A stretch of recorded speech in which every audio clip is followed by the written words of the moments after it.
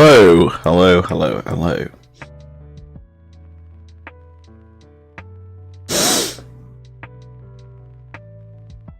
How's it going on, people?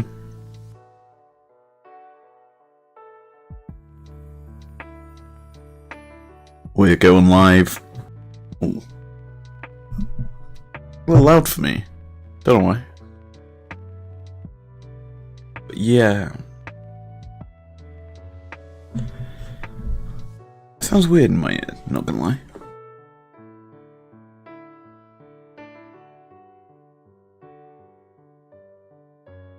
It's worrying when your broadcast starts randomly buffer. But yeah. Let me just up this a little bit. Hopefully this will help in some regard.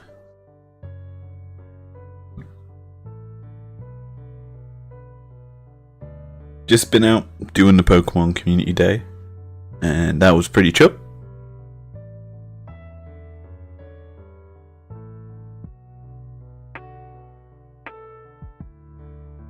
Did I remove my noise gate?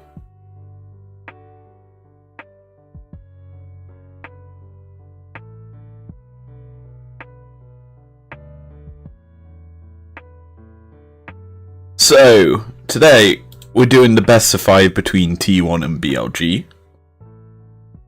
We're going to be covering games 3, 2, 3, and 5. GOL to handle the other 2. And so, we'll load up GOL, obviously, first game.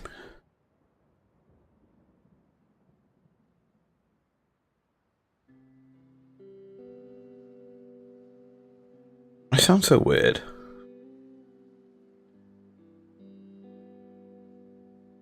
I'm not gonna lie, it seemed really weird.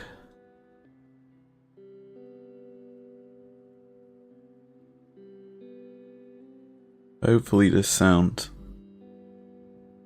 a little better, because I sound so weird. Anyway,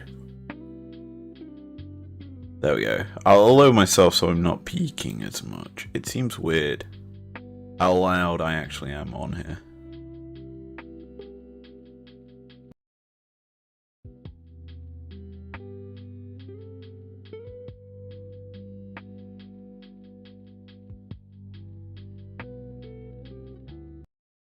Nice chill music stuff as well.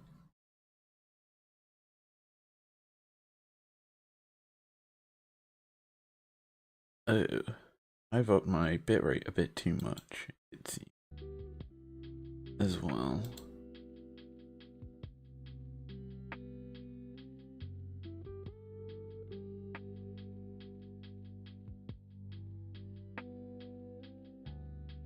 Bring that down a little bit.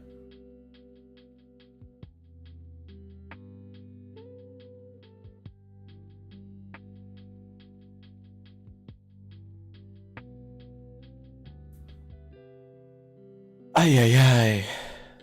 Let's get into this then.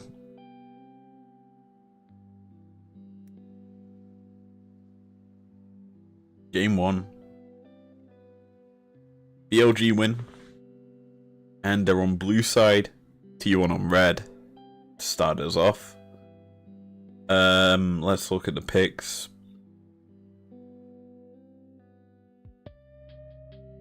Firstly, pretty interesting to see the Trist in game 1 from Faker of all people.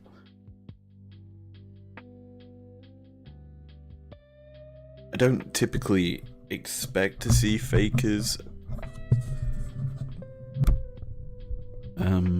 Yeah, Fakers Trist don't normally see too often. And it didn't do too terrible. I mean, the deaths kind of bring it down. But you look at the rest of the board. 5 and 2, 6 and 2.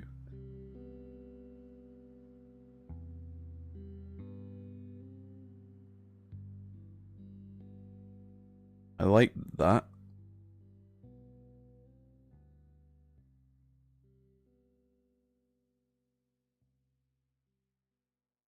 Yeah, overall, the draft is pretty stock standard, to say the least. Between these two teams, I mean, obviously, Faker's picks a little bit more out there compared to normal. However, it certainly tells a tale of how this game is going to go.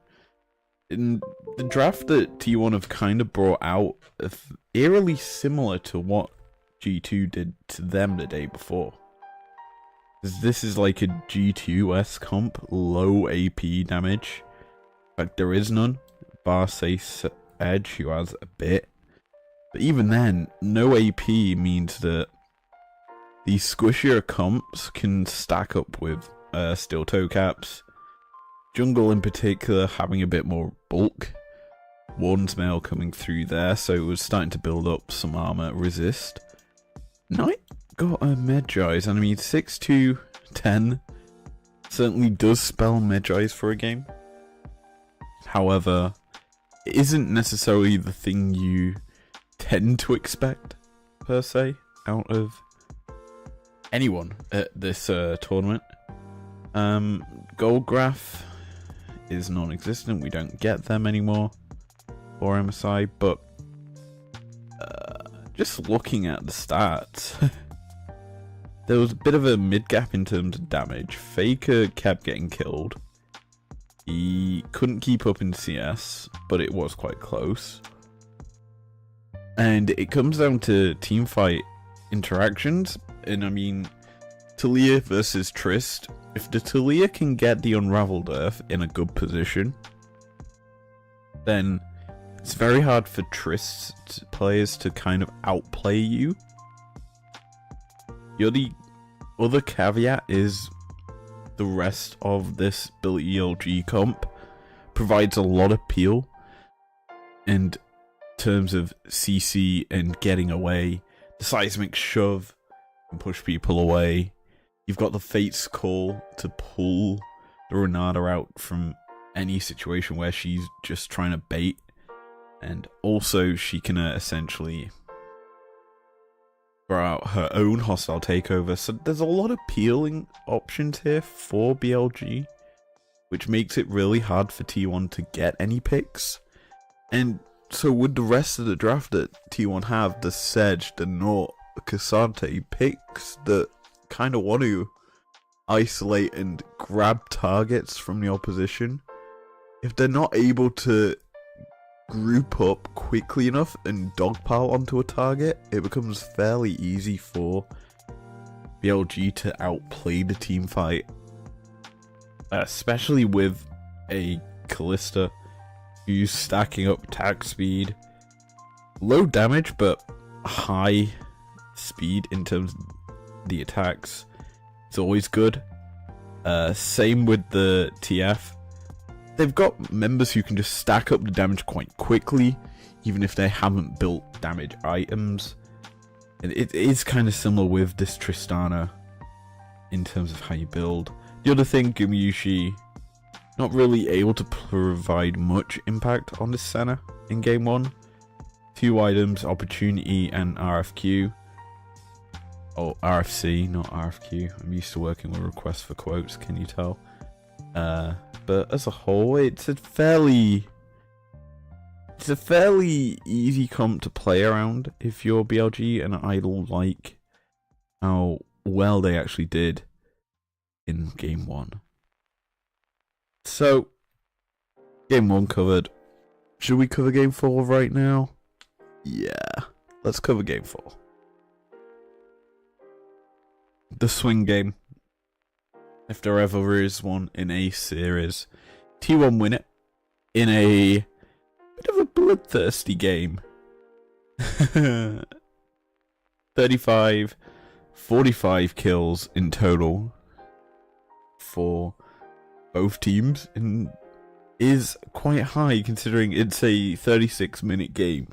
This was the Clown Fiesta game of the series that overall just was very explosive in how many kills there was, and I think we need to look at this Viego and this Casante. In total, 19 kills between the pair. We're able to get the team going and rolling. Versus with their bot lane that was low KP, high assists, like Guma and Carrier had high assists, but they weren't the ones getting the kills. It was kind of this top half of the map altogether getting all of T1's kills. And that certainly tells you something in terms of how game number 4 went. It was a more so shut downish game of Bin kept behind. They sacked the jungle a bit. Knight got put behind as well. And overall, T1 did play well.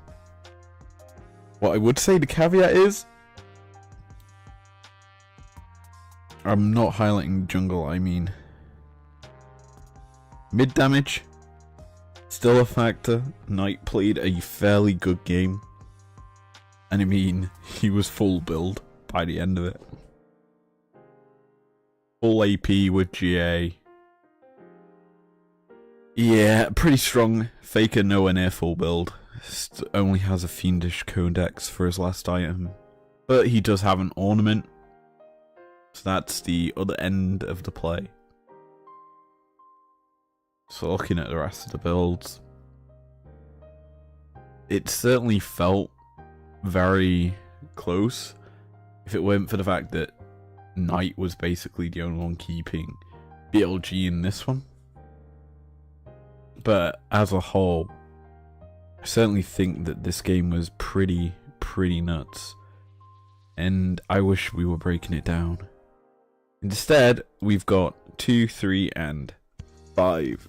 Game 2 is the swing game, or not swing name, the opposition taking the win, as game 1 was BLG's, game 2 was T1's, and coming into this game on a different note compared to others, as, to be honest, draft-wise, we saw what T1 wanted to do in game 1, and here in game 2, maybe it's the exact same thing of targeting out Knight's pool. Ahri Talia removed off the board immediately after a strong game 1. Tristana then follows. BLG removing mid laners outright from their own set of champs as Ori Azir get taken away. What other mid laners could there be? Hwei, Aurelion, Senna removed here by BLG. So that kind of spells. I was starting to type Callista, but yeah, Lucian also a possibility. Varus also up. Callista gets taken by them, and well, they take the Varus. So they take what T1 do against them. So that is a strong bot lane because you can kind of bait Elk, who is going to be the full damage dealer.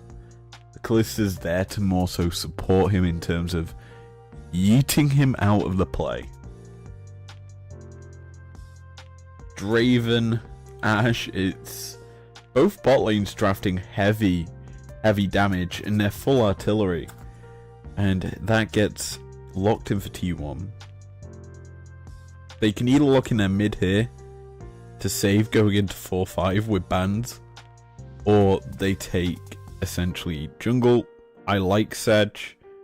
Sedge usually gets followed by Xin in this situation because Sedge, obviously very tanky, you kind of want to match the bulk. Xin, while more of a damage dealer, does have a lot of resistances with the Crescent Guard, especially into double poke harass champs. She takes in. That's just my thought. And Shun kind of can then bait it, but Nico comes through, and so BLG gonna continue probably to ban mid laners. Asol. LeBlanc, yeah. What other mid laners can Faker play? I still think Quay is a possible pick, even though we've never seen it from Faker, I don't think. Vi removed. Did they remove the Xin? J4 also there as an option. Lee. TF gets removed. So, first pick in phase 2, probably Case Sante. Less banned. Sante. T1's response. I mean, Camille.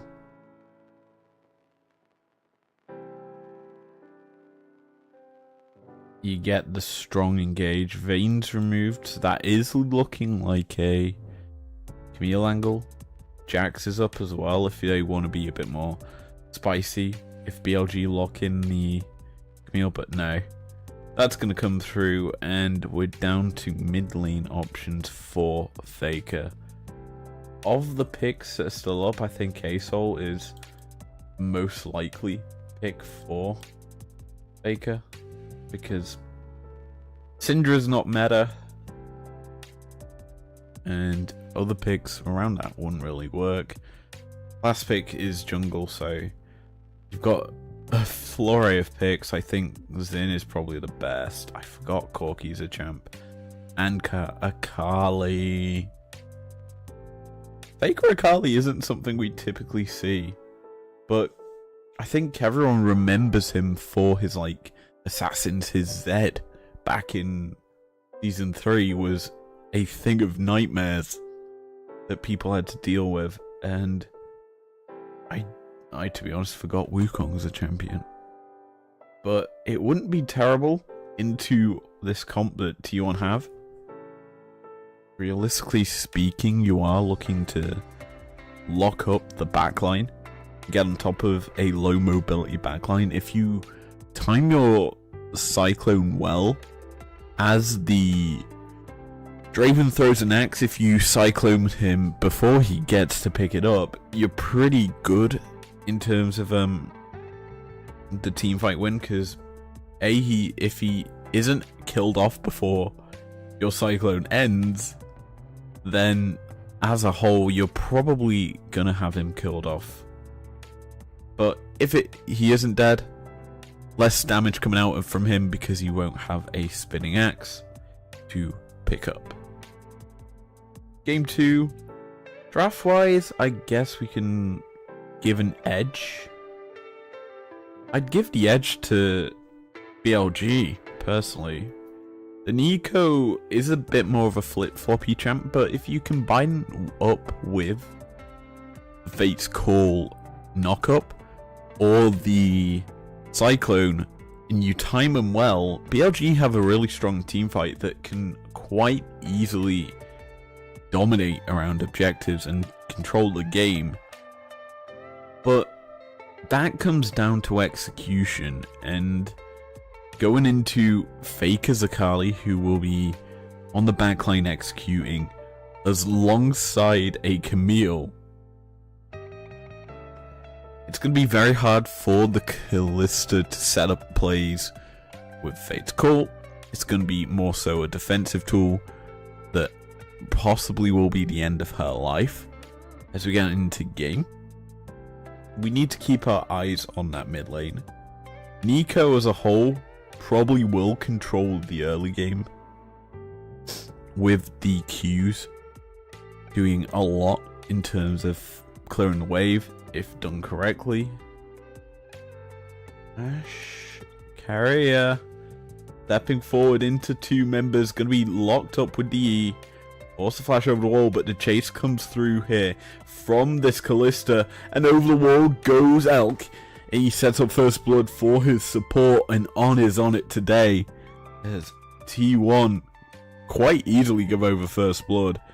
Draven, he sees the back, the ward was placed, and they're gonna deny On's escape, give the kill over. It's a pretty low cash out, but 48 gold, 48 gold. That's at least a health pot. And a BF's a longsword picked up here. So the trade back comes through. I wouldn't say that is the most unworth play. I think the back from On was pretty poor. Because I don't know if T1... Sorry, not T1. Did... I didn't mean to speed that up. Did BLG mark that ward? Is the real question.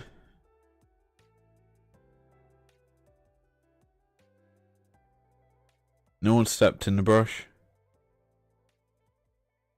Wait, surely Knight stepped in the brush. Did the ward deswap? No one marked it. That ward there is unknown to BLG, so that's why this play actually happened. The collapse came in quite well. It was 4 members of T1 down it, but yeah. I'm actually surprised about one thing. So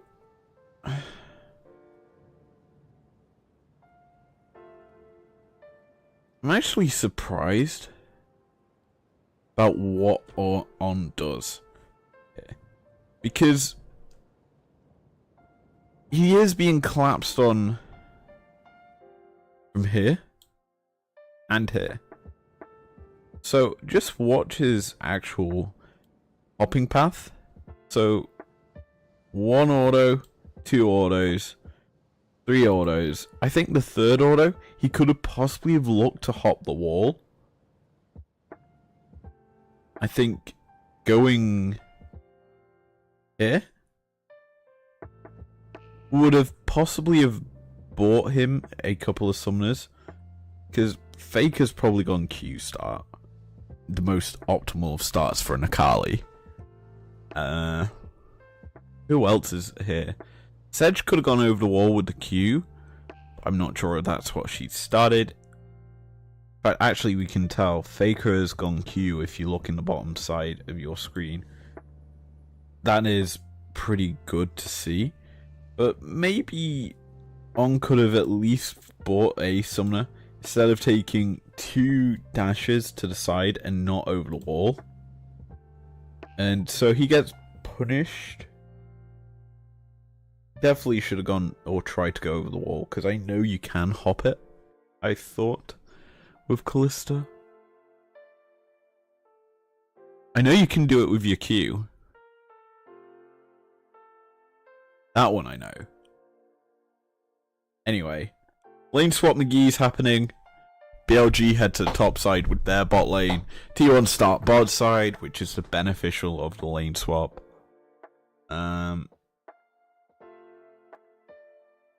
Just looking at Zeus, unable to pick up any CS, so he is going to have to hookshot back to safety, which is not good. Same with Bin, unable to get any CS.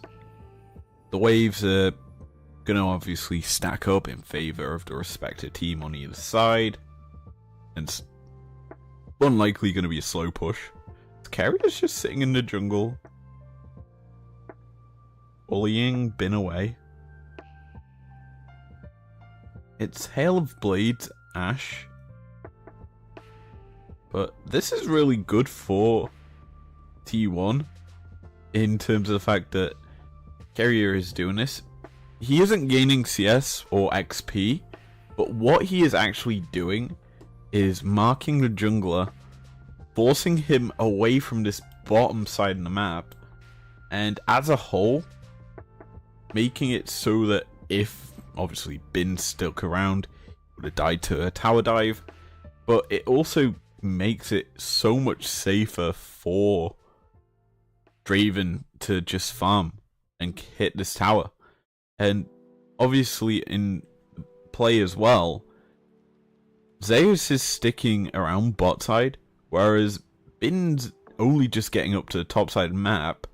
The cost of this is literally 100 gold lead over to Zeus because he's getting tower plates. He TP's top, which I think's a mistake. Puts himself in the 1v3. With, obviously, the fact that Carrier forced the Wukong to the top side of the map. This is a 4-man tower dive that really didn't need to happen. Generally speaking, if the Camille is TPing top as mid lane Knight has been forced into the jungle, being ran down by Ona, it should be the kill. The W will land, yeah, easy kill. But realistically speaking, the TP from Zeus was bad. He should not have TP'd to the tier 1 here. He's gonna TP to where he is now, down here. Because then you can start to walk up if you don't risk anything then. And you're in a decent position, obviously, to then clear the wave. But now you've given over a kill to the Callista that didn't necessarily need to be given over. And that is the issue with that play. Anyway, this is the mid dive. Faker doesn't invest his flash, whereas it's a flash trade between jungler and mid. Obviously favourable for T1 in that play. Because ganking a mid lane with a Q dash is so much easier than ganking a mid laner who has flash and you don't have one. So they do realistically well there, T1, to get Knight's flash. It does give Faker a bit more freedom in the mid wave and safety, as he doesn't realistically have to worry about the Nico's kill threat, because of if Faker's playing aggressive, then that kind of makes Knight feel, wait, is Ona around? Is Zeus here? It basically puts a sense of doubt into the opposition's head. And so, as a whole, Faker gonna be content sitting with a slight gold lead, not much. Obviously 100 gold is 100 gold though. Hasn't taken it back just yet, finally does. And that's fully upgraded boots, an amp tome, and a pot. He also gets himself a sweeper, so that's a nice pickup for the big Faker on this Kali, who, as we started to say at the switch between champ select and game, realistically speaking, Faker's job is to execute on or Elk. Same with Zeus. That's their job. And he's realistically gonna probably build quite tanky to start with. Initially, obviously, Merc Tread's first pickup, Door and Shield to have the resistances to be able to step up into the wave and farm. Because Nico, while obviously pretty squishy early, can and will do a lot of damage the longer the game goes on. So getting the early resistance as you start to build your own damage is pretty good, as we're already seeing Faker ascertaining control of the wave, landing the 5-star point shurikens. I don't remember what it's called. Anyway, top side, there's trading quite heavy. The Intofo strikes land. Grass proc gained by Bin on this Cassante. And I'm just looking at the jungler's positioning. Ona, come up here if you need to be. But as a whole, Bin has to play quite safe because of the fact that he has no jungler. Not gonna freeze the wave, kind of hard to. Meanwhile, mid, Faker gets the wave crashing into the tower. Gonna take the safe reset. Knowing full well that he doesn't have a TP, so won't lose anything off the back of it. Just gonna get a decent bag. upgrade one of his amp tomes into a Haunting Gore A's. His topside, the shortest all out ever, comes through. Been hunting, but uses his ulti. Does make him pretty susceptible to a gank as Faker. Putting damage down onto Knight, and he's just making it really hard for the Sneeko to step up into the wave. Bot side, the Varus ult comes through as the Whirling Death going to be utilized alongside it. Ashe firing in these arrows and forced to flash away in a panic carrier. Freddy volley went out backwards, so pretty scary, all things considered. This bot lane tier 1 quite low.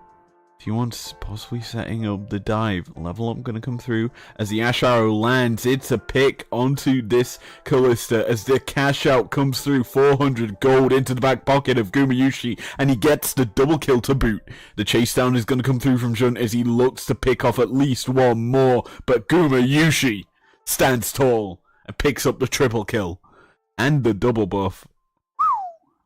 Pretty nice, if I do say so myself. This Draven's online. Back to base. Pick up the serrated dirk. Double long sword. He's also got an opportunity. Why not? First item complete. This is the timing of a level up. Carrier hits 6. Sedgel plus Ashe arrow. Stunned for days. Honestly, Kalista almost escaped. But the edge of the stand aside from the Draven picks up the kill. The Cyclone looks pretty good here to pick up a kill, but the targeting from this Wukong, if he just went with the dive onto the Draven, he probably would have got the kill before he fell, and that would have been more beneficial. Instead, he chases down the Sedge, who has flash, and gets out to safety. So all that was gained there was pain and misery if you're BLG. Back down bot. Hail of Blades doing work here as the dash forward, the threaded volley from the Ashe picks up the kill. That was, I was starting to end it with, geez, I thought the Whirling Death would have picked up the kill there. But no, it sets up the kill for Carrier. And this is the power of Draven Ashe as the TP in behind. Pop Blossom going to be used. The Ashe arrow goes wide, but Gumayusi's still firing and taking Knight quite low. On the other side of things, the bot lane tower fell. So it's a bot lane first blood tower for the shutdown onto Guma. The actual trade. I would say that's worth it, to be honest. For T1, Guma's still ahead. Considerably, 2.6k. The Drake's picked up, which makes the trade a little bit more even in BLG's favour. But I'd say opening up the bot lane relieves T1's bot lane of sitting down there, and they can start to rotate and affect the map.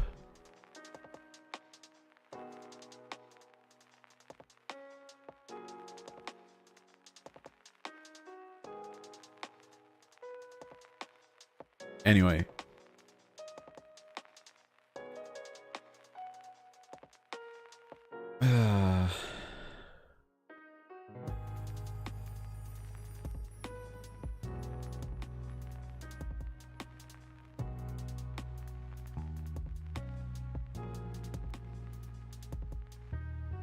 Ashe arrow can be used. Kind of weird trade there. Seeing the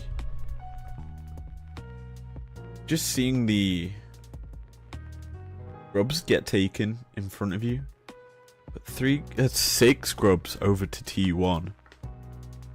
Shun not able to steal one away. Pretty big. Faker pathing down, or not Faker. There's pathing down to protect Faker, and this is now an incredibly long lane. So Faker's gonna have agency down here. Anyone who tries to step up into him is gonna have to probably face his wrath.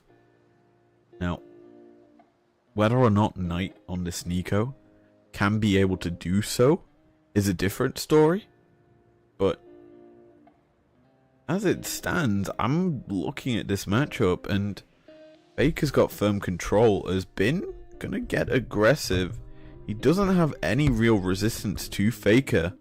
He can just dash away with the perfect supreme display of talent. Or the perfect execution, which one? Supreme display of talent's Quiana's, isn't it? So the perfect execution was what was used there to get out from that play, and I'm pretty sure it has worked out nicely for Faker. Because Bin, while he's in a gold lead on his own, no resistance to Faker just yet. Looking at his build, I'm trying to think what he'll turn them booties into. I'm thinking maybe Merc Treads to deal with the Sedge, to deal with the Ash Arrow and Faker's damage, or he goes for the more so I'm sitting in a side lane against a Camille or a Draven Ash and goes for the plated steel toe caps. Arrow fired out once more, Carrier looking constantly to hit that, and he's the sort of Ash that throws it out on cooldown. I am one of them Ashes that love to just fire the Ash Arrow whenever available. And it's like the Ionic Spark. Luxel, just fire that out on a cooldown. Topside dive possibly going to come through as the grubs. Bear in mind, Carrier and Faker can just drop 2 grubs each in front of that tower, thanks to owner's effort of securing the first 6 of the game. T1 also content with how the game's going in terms of Drake traders. Mid lane, almost a kill onto one, but Top's laners doing battle here as the all out gonna be used. Bin trying to trade in as Faker's gonna have to TP in to protect his top lane. A hookshot on the wall and the Hextech ultimate channeled, but Zeus gets the solo kill. Faker just shows up for no reason. Mid lane, T1 opening up that tower, gonna get themselves another crash in as the tier 2 takes a chunk of damage, and this gold graph is starting to get a bit more interesting. Good use there of the clone by night to not allow him to be hit by Zeus's hookshot. And you know, gotta be honest, he could be in trouble now. Q comes forward from Zeus, massive chunk out of Knight's health bar. Does have the refillable if he needed it, but hey, it is what it is. As we get to watch the bottom fight.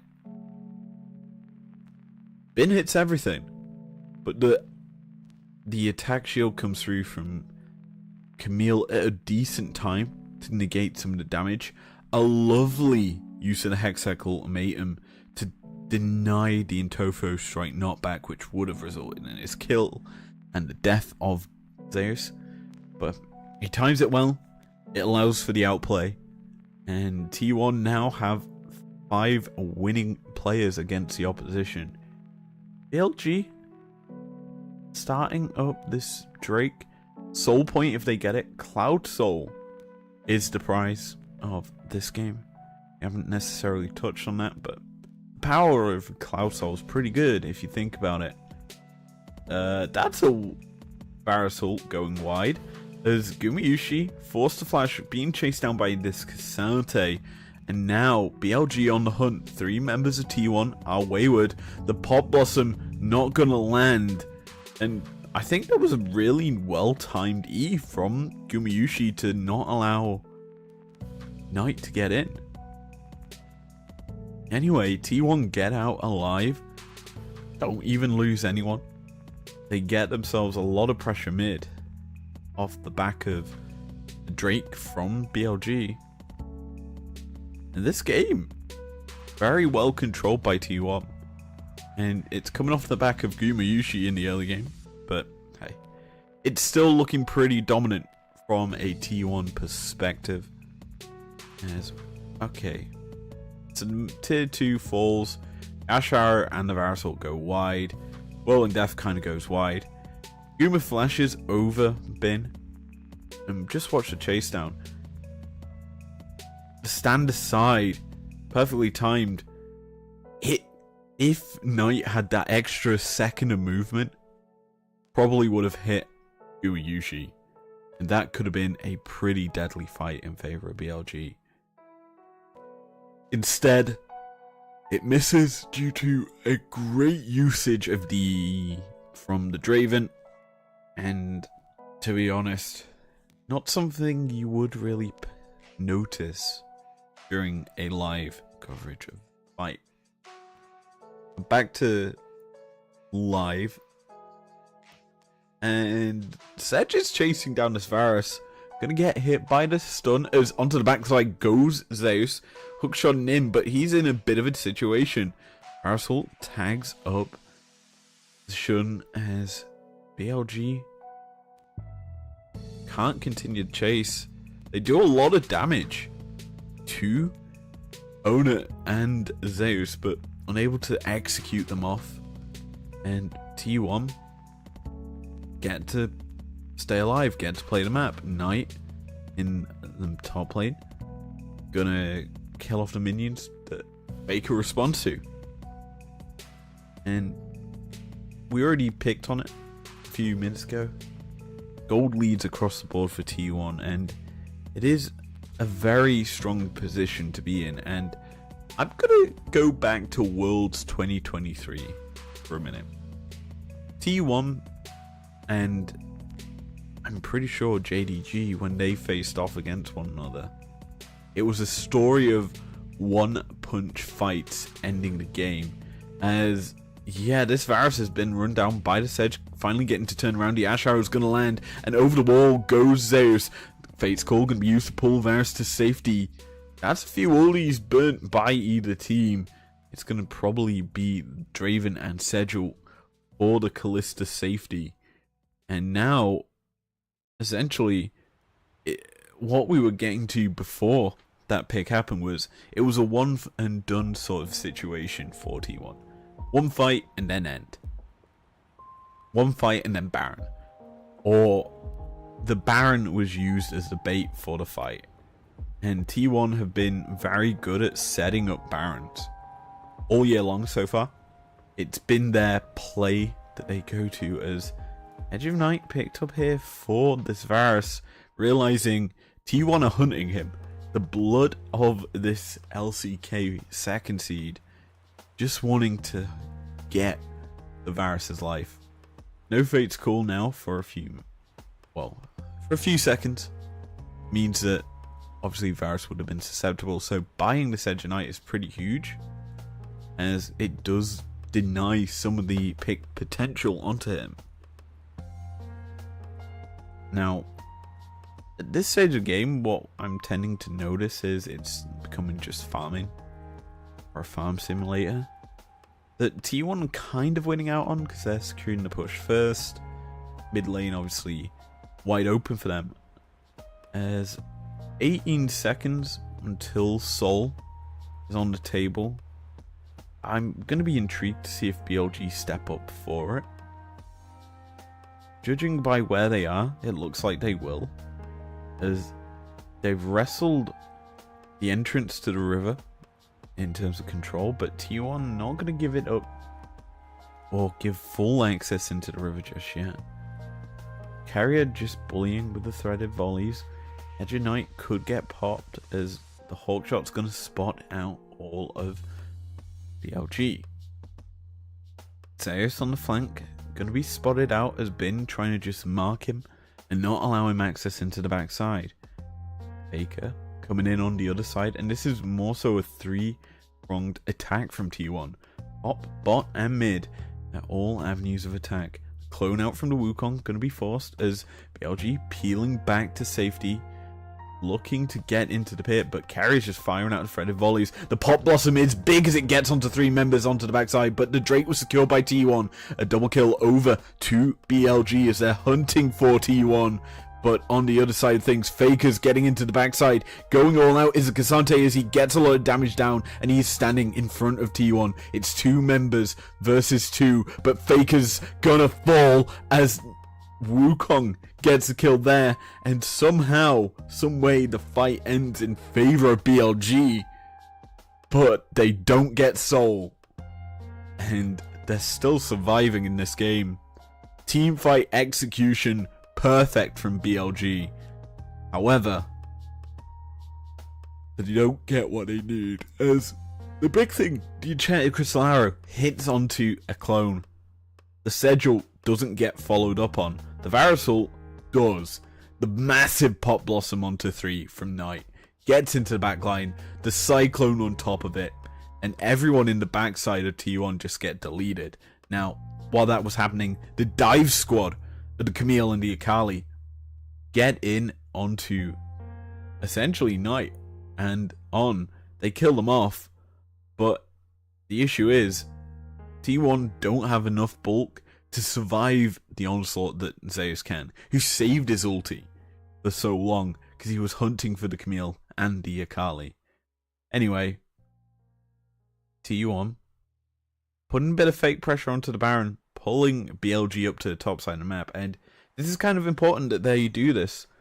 If you look at the map state, bot side, Faker is pushing, as never mind, we could see a pick here. Zeus being jumped on, TP is going to come through, the enchanted crystal arrow both hit onto this Cassante. Pop Blossom only tags Faker, but he is hiding in the shroud.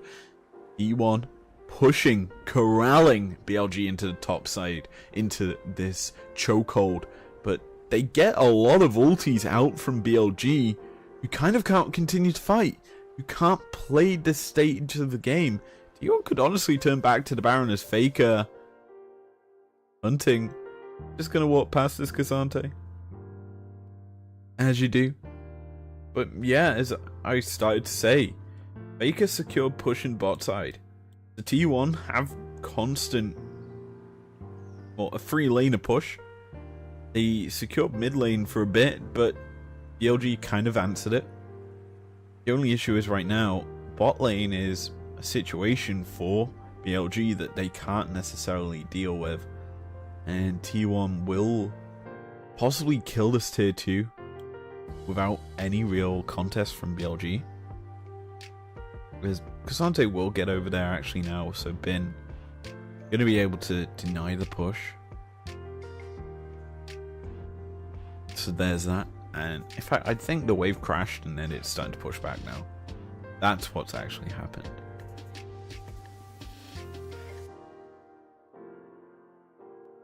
D1 though, starting to set up again for the next Drake. 2 minutes out, really. Perfect time to get some deep vision. Who knows when I'll be able to get up in it next. Now, they did kind of watch the blue buff get taken in front of them.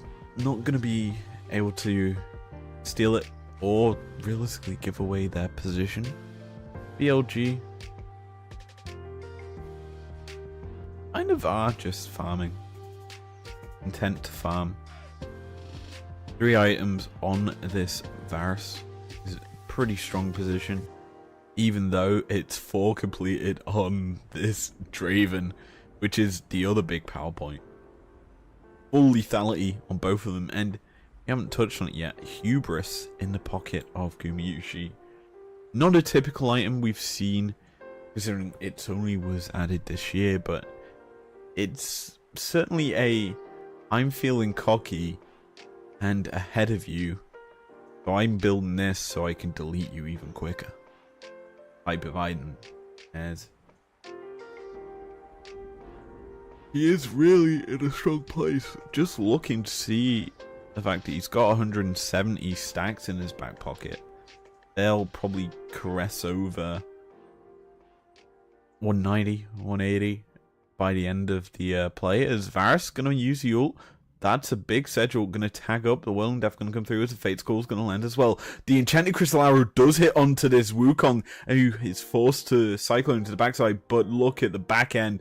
The Hextech Ultimatum was channeled, and so is the life being challenged, as on is first to fall. Cassante taken quite low, being chased down. Faker gets onto him, but on the backside, the Camille is just buying time for Faker to get in and execute off the Varus. It's kills galore to T1, who ace out BLG, and they don't even need to contest the Drake because they've got a pushing wave in mid and are looking to end the game right now.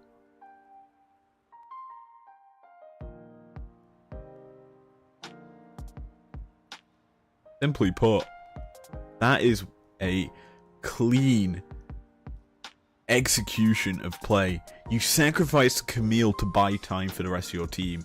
Oh, goodbye on again. You're not able to protect your carries. Nexus Tower number 1 falls. Number 2 will fall. The respawns will come up just in time. T1 could honestly back and play it safe, but they don't need to. They end the game and take us into the next one 1-for-1 in this series.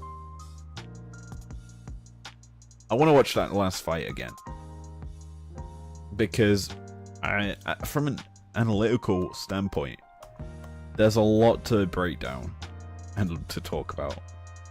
So it's a long one, all things considered, and it's realistically all about the setup for the Drake, even though you can't see it right now. Essentially, they're playing for Drake. BLG realize the game is almost over. They've got a snowball right in front of them that's just rolling down this hill as quick as possible into their faces. And I'm using my graph of line. Essentially, they have to contest this if they want to have a chance of winning. So they're pushing mid. They're also starting their path into the jungle to get for themselves vision control. Now, T1, respecting it, realize that it's 5 members of BLG stepping forward. This is the interesting thing that I want to highlight. Look at the positioning of Elk. He's right in front of the Sedge. That's issue 1. Got Faker here. And you've got Gubayushi. Arguably the 2 biggest damage dealers on T1's side at this stage of the game. Right in front of you. So, the fact that he ults Sedge, you can see by the rooted state, the fact that that happens really is panic stage number 1 for BLG. Because Elk is very, very much in a dire situation. Also, what we don't actually notice is the flank TP from Zeus happening. He's going to come in from over here, and he can hookshot down here, cut off that way, or he can just continue his path over here, cut off escapes here. Essentially, you can even come here as well if need to be, if you need to go all the way around. And that is a very strong position for T1, because they have the cleanup crew already in that way to make the play. Varus gets hit by Sedril in response, and the Fate's call comes through pretty, I would say, late, because Varus is already chunked. A good arrow from Carrier hitting onto the real Wukong kind of forces the turnaround from BLG, as the instant Cyclone plus Pot Blossom. And this game, we didn't really talk about them, but the Pot Blossoms kind of felt flat. It only hits 1 member, which is the Akali, who we already started to say in the early game was building a bit more resistance to this Nico. So Faker's fine surviving it. Then got Knight on the wrong side of the rift. You know, that's his clone. But you then see what's happened. Essentially, coming up from here,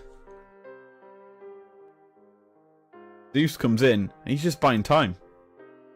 He uses a Hexite ultimatum, and it pushes members around. Pushes them there, pushes them there. And then he gets away with the blast code. And that just scatters, and it makes it so awkward for BLG, because they're in such awkward positions that get punished. They kill off On. And this all out, while it looks like a good one for Bin, just look what happens. Guman gets the Knight's Vow put on him. And the rest of T1, the 4-man squad that's still here, collapse straight onto him. On the backside, presumably after the blast cone, Varys is just... Sorry, not Varys. Camille's just hookshot over, walked up here, and just was like... Well, she's flashed, clearly, recently. So she must have flashed on top of... Elk, and has just continued to chase. So BLG are forced to turn onto him. And because of the fact that they've kind of been corralled by the Camille, this 4-man group susceptible to so much burst from T1. Faker executes off Elk. Draven is just free firing.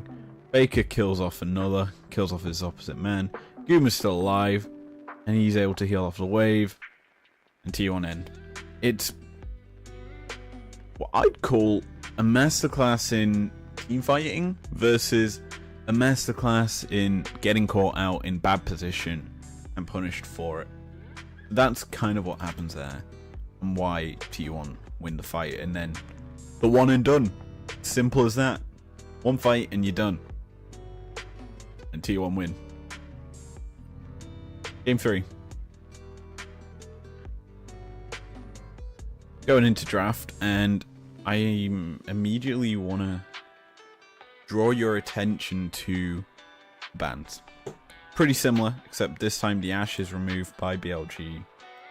Got Talia, Chris, and Ari. This is looking very similar to game number 2 in terms of the bans. BLG's response is Senna plus whatever versus Nautilus and Nidalee. So a lot of lockup. Senna is pretty squishy if you're able to hook her.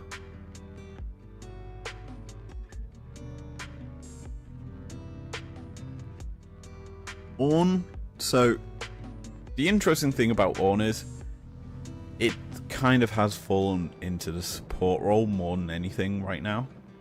But it is a top laner as well. But it's not necessarily seen as that anymore.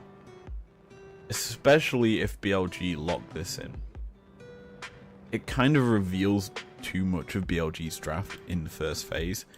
You know it's now on support, TF top. So T1 can kind of draft a little bit easier into what BLG have.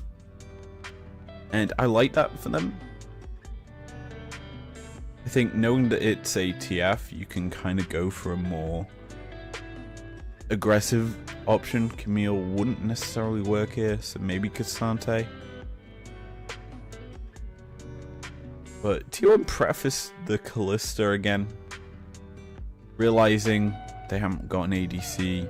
Going into phase 2, it could be susceptible to Varys Callista bans from them. It doesn't happen. Instead, what we're seeing is Vi, Jax, Jungle Pool could be pinched quite a bit here. Yes, Sin. Vi, Jax, Zin, Cassante. Cassante wouldn't be a terrible ban considering you have TF. Nico gets removed. Okay, so Faker can get a good option in mid lane here. That's what I'm understanding from this.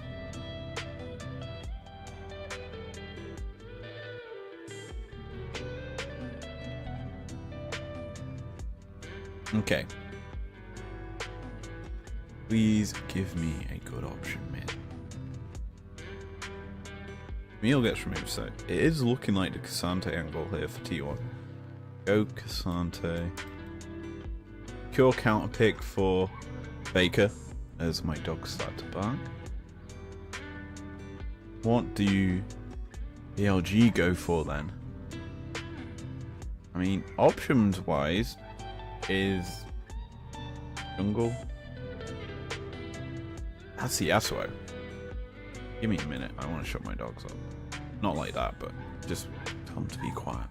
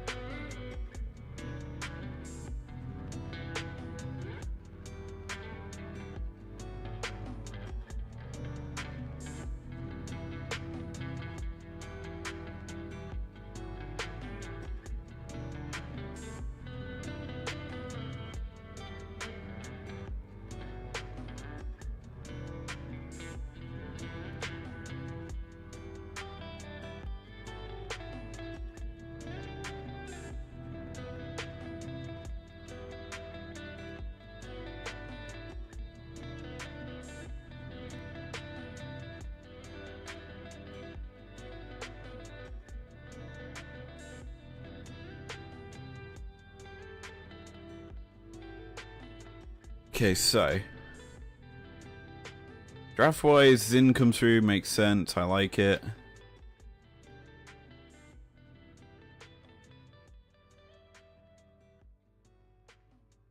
I'm not making noise. I just realized.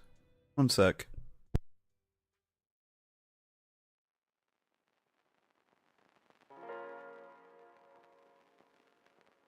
Okay, I'm just a little concerned that my audio wasn't picked up there. Actually is.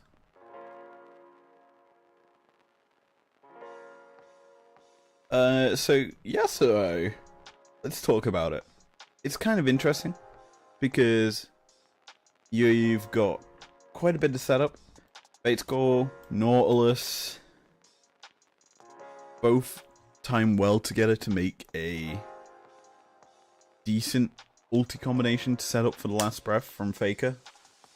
But Annie comes through, is a good response. You would also say Veigar is a good response into yes.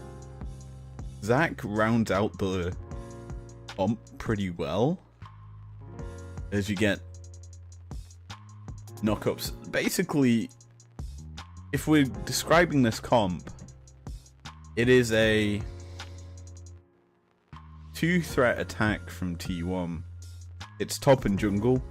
Early game, mainly Nidalee will be the threat. Late game, Yasuo. Nidalee does drop off quite a lot in terms of her ability to play the game as the game goes on.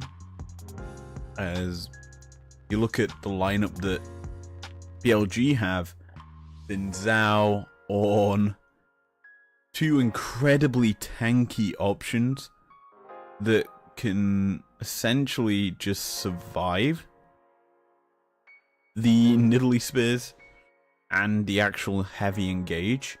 So if T1 don't burst out one of the carries that BLG have, then the game's over. The fight can't be won. And in particularly, I'm gonna say this: BLG's comp have an easier time. The Annie, very strong in terms of rooting targets down because you just drop Tibbers on their heads. Simple as you like. Tibbers is a very strong character still.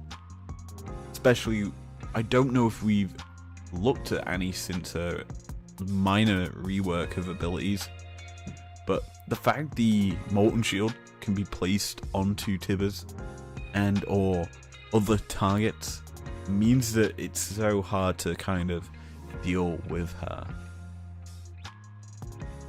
Now, ironically, what we haven't discussed is the fact that it's Faker on Zac. You don't typically see that. Faker isn't the type of player, isn't Spare Lands, Faker isn't the type of player that you'd assume be playing the Zac, because that's the Naught hook coming through. A lot of damage down there, but T1 don't have the damage yet to get the kill. But they've invested Flash from this Nautilus and Ignite. Or what? Chunk damage down onto this Annie, forced the TP back, so they do get at least one summoner. Though it's not really the summoner they wanted. It has, however, made it the lane a little bit better for the Zac. Obviously, Faker probably is going to struggle. And he is the type of champion to get a bit of an advantage. He also started Q, which isn't the best for a Zac. He is not level 2 just yet.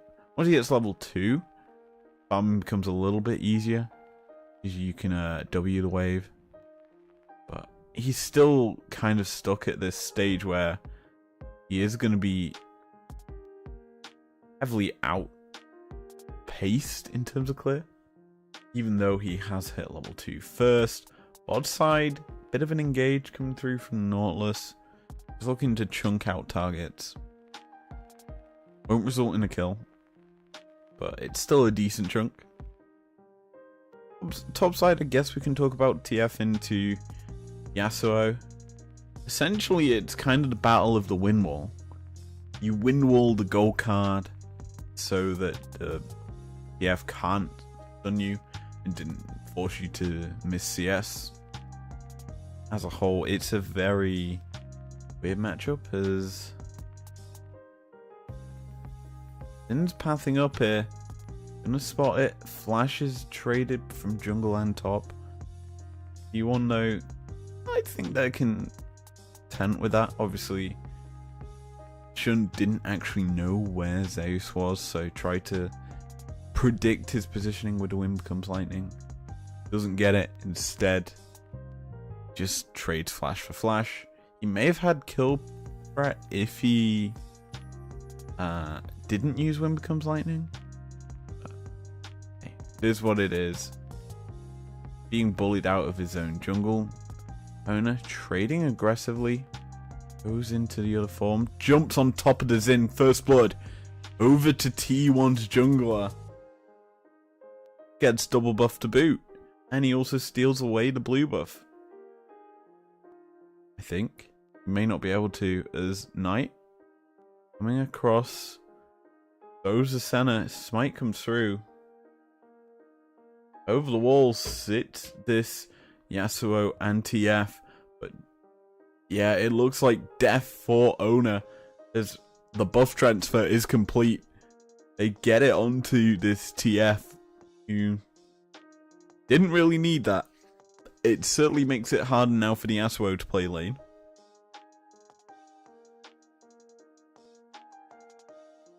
Anyway, support's on this top side map now. Zac getting chunked away. This is the reason why Annie was picked into Zac. Not because of the fact that it's a range matchup, but because of the CC. You get every 5 abilities a free stun. It's 4 actually, but every 4 abilities you get a free stun, and you basically make it so that it's pretty hard for the Zac to farm and pick up bloblets. So that, to be honest, is why you go Annie into this matchup. Anyway,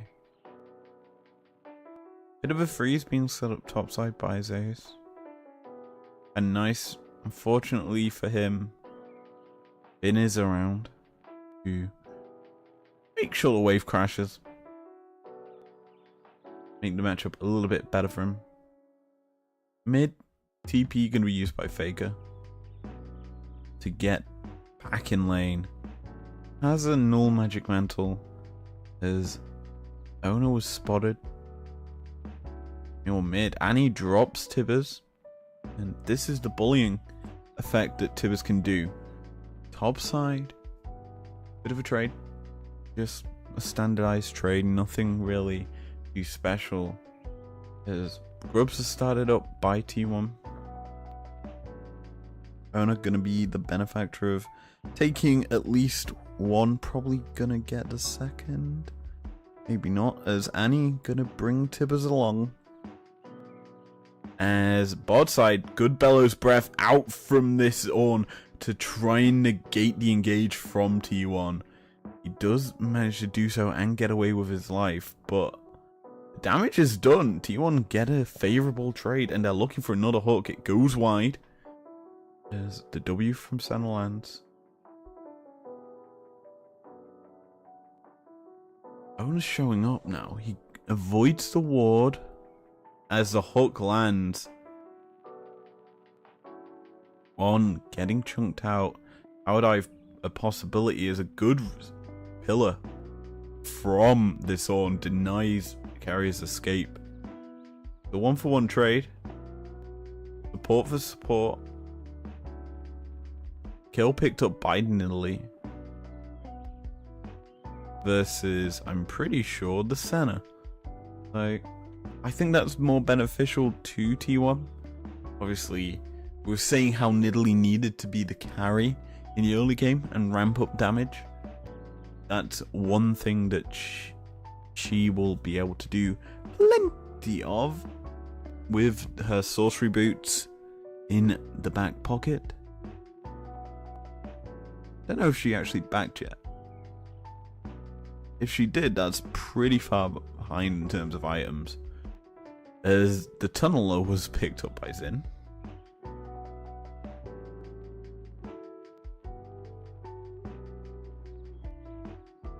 Trying to spot on a minimap. And she is in her side map, so she's on her Raptors, so maybe look her back. As TF avoids the Cyclone, or what is it called? The Steel Tempest, that's what it's called. I had to go into the memory banks for the item name. Name the ability name.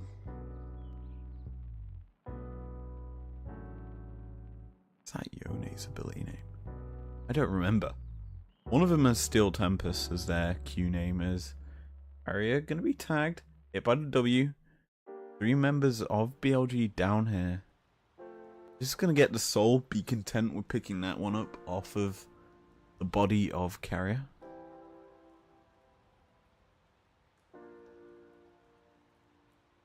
$37 for the center right now, closing in on the 40 mark. Tibbers dropped in mid. Nice chunk of damage put down onto Faker.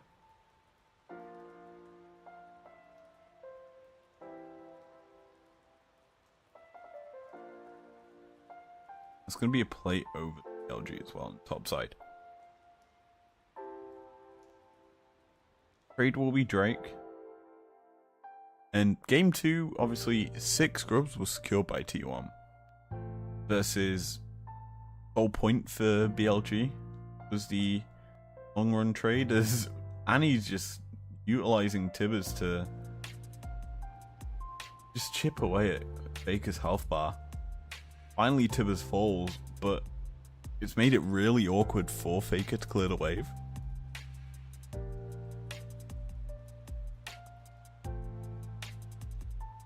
But yeah, still able to do so. Still cooking with gas. E1's mid, just getting to do some work.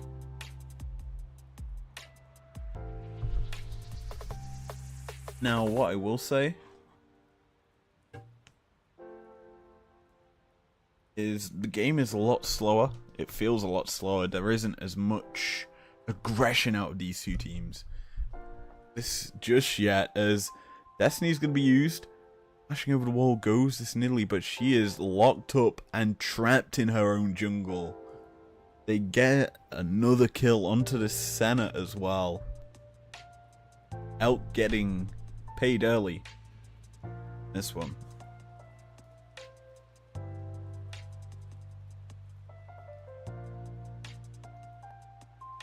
Another Tibbers drop. I think Knight is just dropping that on cooldown, by the way. Secure push. It makes it really hard for Faker to play. Now, the good thing for them is, never mind, TP flank coming in as BLG on the hunt for T1's bot lane. Carrier and Gumayusi could be in a bit of a situation as a Call of Force got just used to make it so Gumayusi can't flash away. It's a kill secured yet again for this TF, as he gets on the board with his second kill. Presumably building up for his static shiv now. There should be a few plates in the back pocket of BLG. I don't think they can secure the tower, even though they brought 4 members up here. Ghost use here, Bion. He has got unsealed spellbook, so this one gonna have a lot of effectiveness as the Nidalee and the Nautilus showing up. Depth charge gonna be used to lock up the center. Good dodge out on the spear, but Faker is in the backside bouncing away, but he is trapped and unable to get away. He does so, never mind. But this top lane tier 1 falls in favor of BLG. They get TPs out, they get summoners as well. The only issue is this Yasuo starting to become a threat, as he is getting a tower on his own. Not got it just yet. The wave will push in. That'll be his secure. But to be honest, pretty good position for BLG. As Bin still has a gold lead over this Yasuo.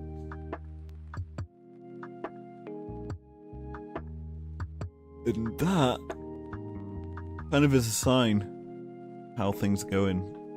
The gold is on the minions as topside Knight and Faker trading once more. And he drops Tibbers yet again. This time no stun. This time just there to bully. As mid, another Bellows Breath lands from on. Deny the hooks. This guy's been on point with them all throughout this game. And it makes it really hard for you to kind of play this. They're unable to land the hooks. They need to essentially get the kills. Faker now has Spirit Visage, so this is the fun thing for him. And he's damage with Malignance, obviously will burn through, as that's going to be a Callista hit by the Call of Force God. Dawning Shadow over the top, but Nautilus is here trying to protect. A great Bellows Breath provides safety for On and his team. Last Yasuo shows up with the last breath, but realistically speaking, it's flash out from this Callista that's gonna result in this Herald being secured by BLG. Another spear lands, hook goes wide, and T1 stepping forward. Jumping into the backside goes Faker.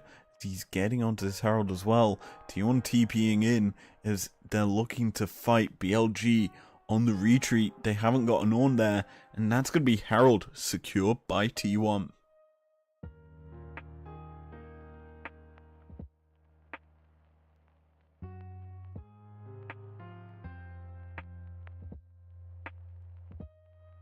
With that Herald, they're going to crash open this mid lane tier 1.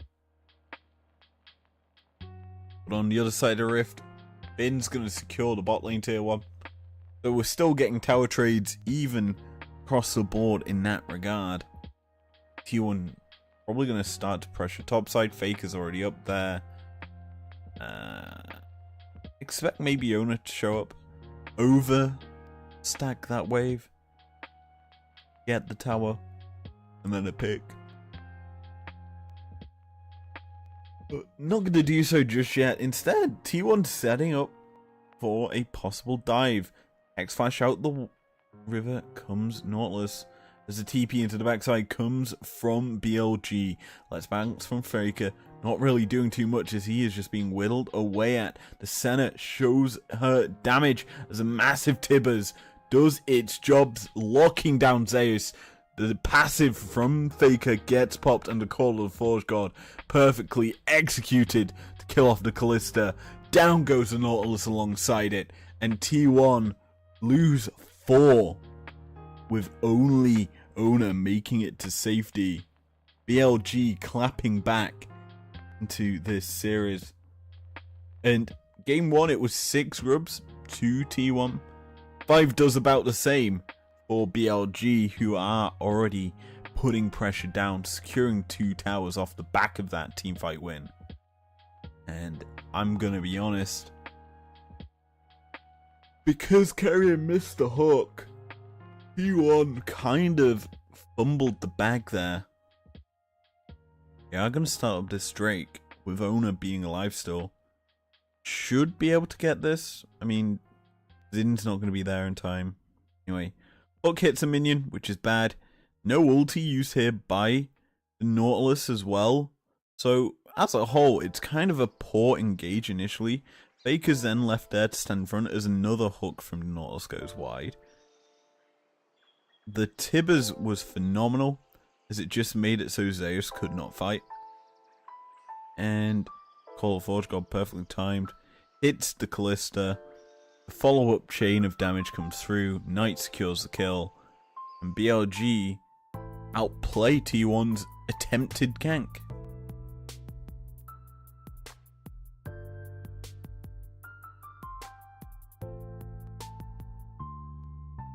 Yeah. Tibbers did a lot of work there for Knight. I think that's the big thing to note. Malignant's also really powerful if you think about it with Tibbers. I'm not sure if it's every auto or an auto attack from Tibbers triggers the Malignant's proc. Not entirely sure. As a hook lands, Zin will become the target as he's just stepping forward. He spots out Zeus. When becomes lightning comes through as a TP gonna come out from BLG. Zeus standing in front as the Crescent Guard's dropped, but onto the backline the last embrace comes through as the Yasuo doing work. Faker jumps in, but he's unable to land with the catapult. Instead he's just bouncing around on the backside. Knight gonna be taken incredibly low, but it's T1 falling as Bin is on a rampage. Finally Knight gets shut down, but Faker falls to the Senna, who's still standing and firing freely. BLG yet again wiped the floor with T1. Pretty sure it was a full ace, to say the least. BLG on the push. 18 minutes on this clock. Bin just is a monster now. 4-0 and 8. And we haven't really talked about him since the early game, as he kind of gets negated by the Yasuo in lane. So this is just Xin Zhao doing Xin Zhao things, targeting out this Yasuo, who has a lot of healing, but Bin gets the win wall out from them. The massive Nautilus hook allows for Yasuo to get an escape, but to be honest, T1 were all over the place in that play. And it was such a delayed sort of full collapse together that it made it so easy as bye-bye Carrier. Didn't even see that pick happening. But essentially, because of how scattered T1 were when the fight began, it was very easy for BLG to group up and just outplay them and win that fight. Now, BLG on the front foot as yikes. Why am I now dropping frames? Why am I now? Jesus, everything's gone. Give me a second. What's going on? What's going on? Why is my stream quality dropping? Give me that, please. Please. Anyway, the fight's kicking off. Faker's down. He jumped too deep. None of his team can get with him as Carrier decides to go in on his own. Didn't need to do that. Could have just been content with losing Inhibitor, Tower, and Inhibitor probably. Instead, they're possibly going to lose more as 2 members of T1 are down. The Inhibitor falls. BLG Okay, why can't I watch this? Come on. Come on, what's causing it? Fine, I'll drop more frames for you.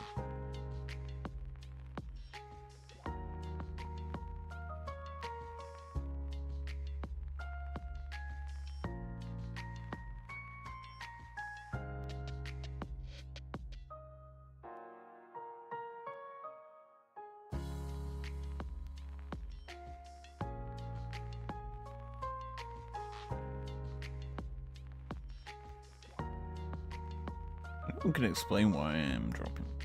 Please be my guest. Give it a quick refresh of the stream. Oh jeez, why is the quality now? What is going on?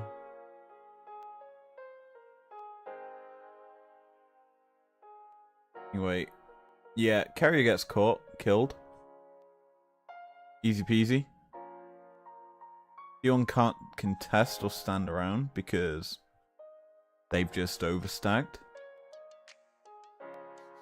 Zeus can't clear waves because he's his Yasuo. In fact, T1 as a whole have really bad wave clear. And they'll be punished for it. ELG, just do work. Gotta be honest. And T1 can't really do too much to respond to it. As the initial play, they target the Xin Zhao with the Nor ult. As Faker dives into the backside, hitting no one, by the way. Carrier gets the hook, but he has no damage, no team around him. And so BLG just win the fight because T1 cannot lend their abilities. And as a whole, just don't do much. I think the big issue also is the fact that there is a massive gold lead now in BLG's favor. So they can honestly start this Baron. T1 can't contest. Faker's up it, but that's about it. You got Zeus in the bot lane who has TP. Start the Baron, get his TP out, and then continue to play. Now, the sad thing is BLG backed away. Went to Drake, don't want to give over soul point to T1. But for the sanctity of the game, it is looking very one-sided. And that is very unfortunate for... Oh, one sec. I dropped the stream, there you go. Whoop, whoop, whoop, whoop. Anyway, we missed some kills. Let's go back.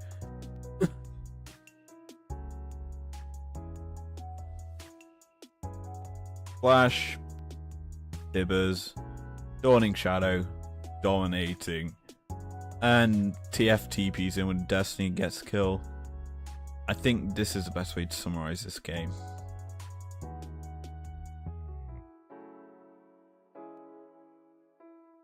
There you go. I have summarized this game.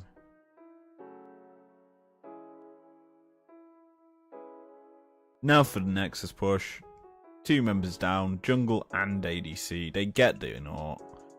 Big last breath hits 2, but Baker's bouncing around, not doing anything really in terms of damage. Zac falls into his passive, he's dead. It's just death. T1 get the ace and the pick off. Why not? Kill him off. Goodbye. And end of game number 3. It's a cruel, cruel world you live in. That BLG roll through this unusual T1 comp, to say the least. Game 4, game 5, and let's go. Game 5.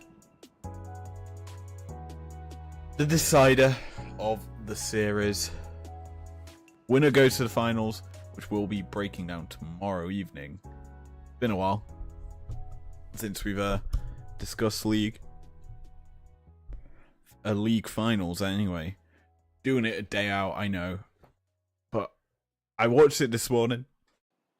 It was pretty interesting overall as a series. As here we go.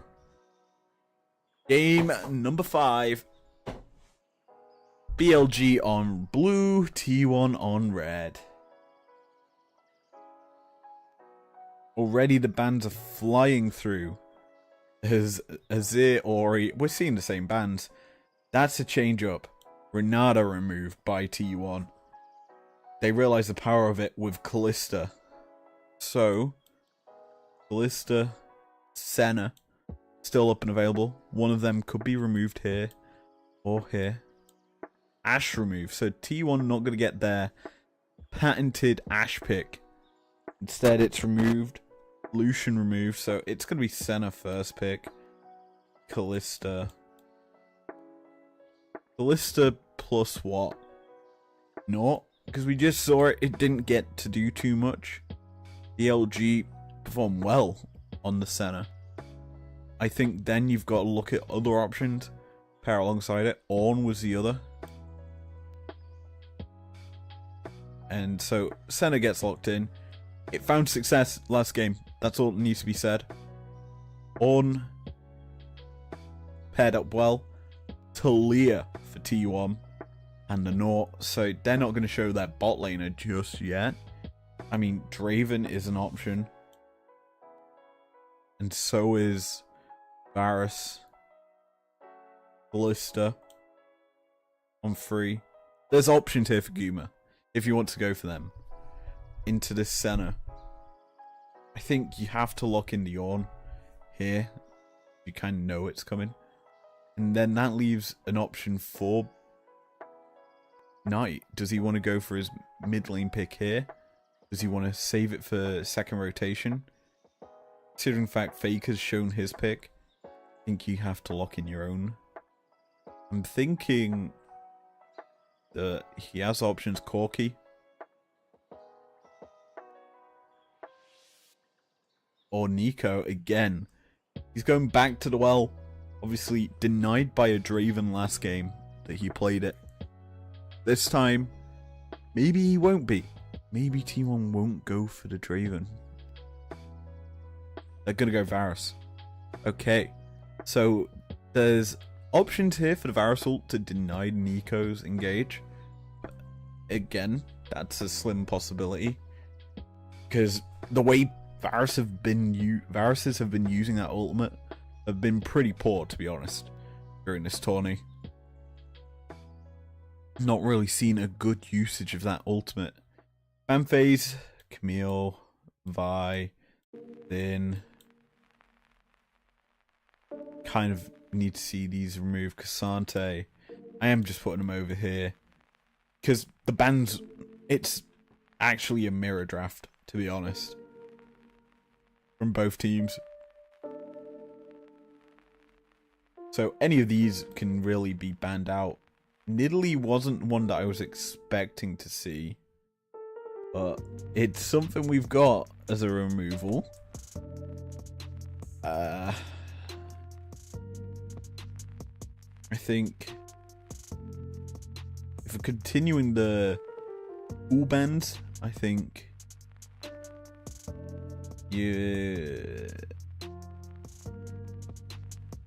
what is that ban? Is that Kindred? I think that's Kindred. It's hard to tell from this angle what the ban is. But if it's Kindred, I mean, I like it. Trist is up and available, I just realised, but it doesn't really matter because neither team's gonna pick it. TF is up. I think we banned TF here. No, you can't ban TF. TF, Camille.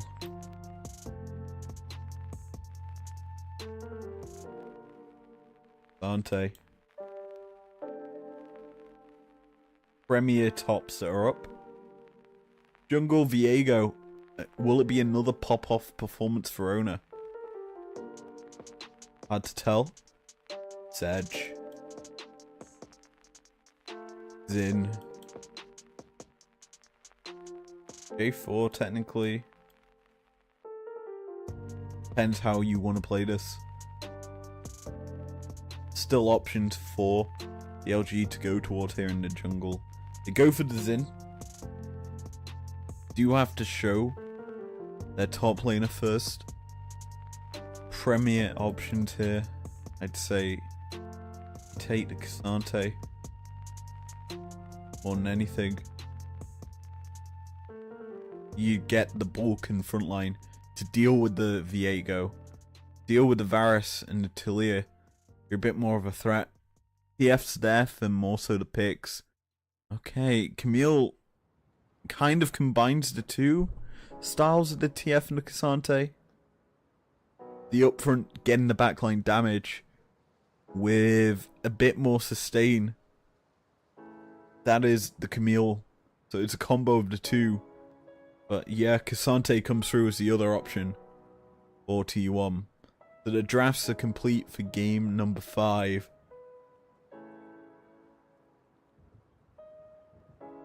The easy way to word it is BLG are looking to scale. T1 looking to fight and trade. Pretty heavy trades. They've got the poke and harass. But can they be able to land the poke if BLG are diving headfirst into them? Let's see how that will come to fruition. Drafts are over.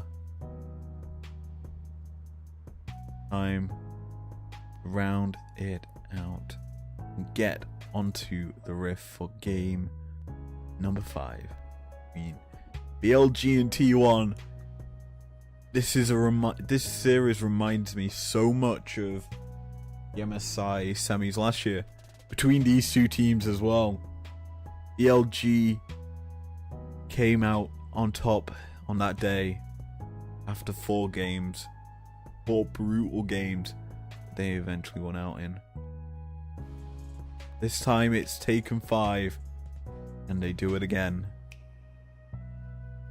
The fans well and truly behind BLG for this one, and you know, I'm certainly the most unbiased person here. I don't support either team, but you're kind of hoping for a hometown miracle. The reigning world champions being pushed to a 5th game as blue side dominance from both teams have led to victories in this series. Will it be a continuous trend of that happening? Only time will tell, as we're onto the rift. Runes, pretty stock standard. As a hook mid lands, it's a repeat from last game. No flash used this time to go for the play. But the chunk damage gets done onto this Nico. He isn't backing, just using a pot. That's actually quite huge. T1 invading into this top side map as well. Spot out the Camille. Wards are being spotted. BLG defending their jungle. As Varus Ghosts been taking a trade, but he's got backup from his team. Area knocked up into the air by the Ornn. And the top laner's gonna be happy in the bot lane. It's not a lane swap that's essentially one-sided. It's a match lane swap. So both top laners are in the bot lane. Both bot lanes are in the top lane. And that's kind of the interesting thing. It was kind of expected with how it was played. Because of the fact that BLG defended this top side jungle, it meant that T1 could not split the map. And as such, the lane swaps get matched, and neither team can get the early plating advantage. So I'm gonna say that is worth it for BLG. They're not giving the massive snowball over to T1. There's no potential outplay in that regard. However, what this does mean is that even matchups aren't so necessarily even, considering the early aggression this guy can put down. Nautilus into Ornn certainly favors the Nautilus, as does the K'Sante into Camille. K'Sante just has the extra sustain. You go for Doran's shield. Got Biscuits coming in as well. You're gonna just happily sustain through the Camille's damage and not really feel threatened. You get an early back as well. You don't burn TP, which is kind of a nice thing. I'm interested to see where this Varus goes. And it looks like he's going to go down to the bot side. And the lane swap's been kind of counteracted. So, BLG, a little bit slower. Gonna send Senna back to base. He's gonna go down bot. T1 do get themselves the lane swap for a few seconds. But here's the thing, it's a Senna. She can sit between two technically top laners, as Camille can farm, and it's been hooked up. A lot of damage put down to her. The Ignite gonna be dropped. Looking back to safety. But yeah, typically speaking, as Zeus is gonna freeze away, which is quite nice. Essentially, the fact that... Oh, I thought that hook hit. Essentially, Senna can sit with anyone and just benefit. So, as a whole, I don't think BLG are losing too much out on this play. And they've now actually matched up Ornn with Senna in the bot side. And they've just tried to make it so no lane swap can really happen. And I like that. I like the fact that you're matching the lane swap in a more meaningful way because of the fact that Senna can sit in lane and benefit regardless of whom she is with, because Soul's baby. Now, obviously, the cheese of this was the fact that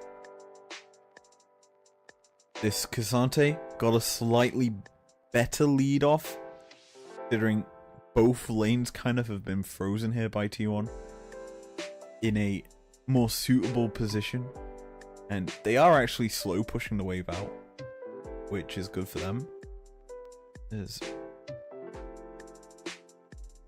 Yeah, that's an interesting graph. Those sitting third does kind of tell you the advantages that T1 kind of gained off the lane swap. Level 6 to level 5 right now. He is actually a full level up. Looking at the XP bars, it's pretty nice. Means that K'Sante is going to have control of the lane for a while. There's a bit of a trade between the two bot laners. Viego is down here, so's Xin, and a potential tower dive could have come through. It weren't for the fact that Nico spots out Viego on the roam around into the river. And we haven't really talked about junglers. Obviously, a tunneler versus two longsword is the itemization differences.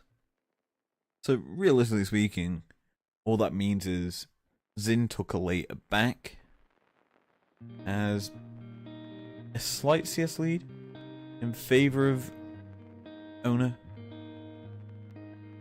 who is onto his Raptors, so he's going to get even further ahead.